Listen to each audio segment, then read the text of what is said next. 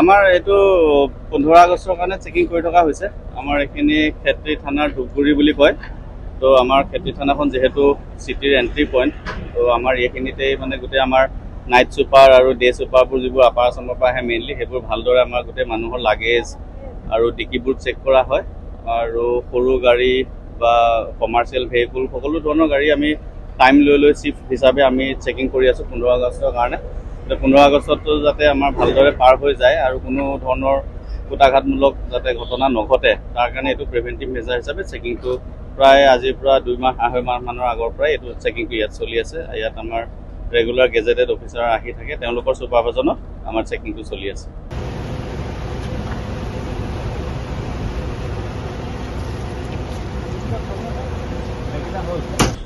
আমাৰ এইটো 15 আগষ্টৰ কাৰণে চেকিং কৰি থকা হৈছে।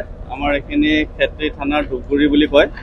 তো আমাৰ ক্ষেত্ৰী থানাখন যিহেতু চিটিৰ এণ্ট্ৰি পইণ্ট, তো আমাৰ এইখিনিতেই মানে গোটেই আমাৰ নাইট চুপাৰ আৰু ডে চুপাৰবোৰ যিবোৰ আপাৰ আছামৰ পৰা আহে মেইনলি, সেইবোৰ ভালদৰে আমাৰ গোটেই মানুহৰ লাগেজ আৰু ডিকিবোৰ চেক কৰা হয়।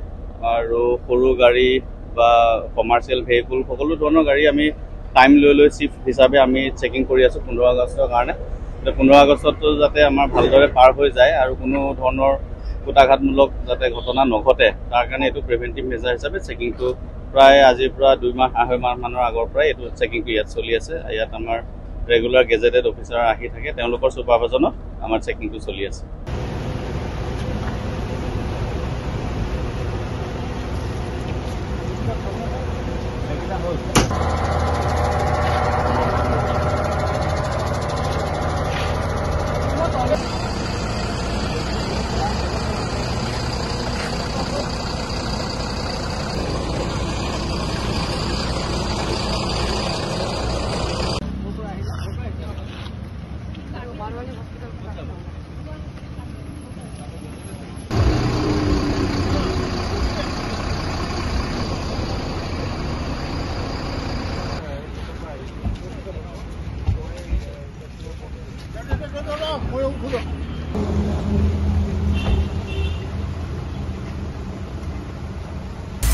আপুনি বিচৰা বাতৰি পাব কেৱল নিউজ 18 এপত।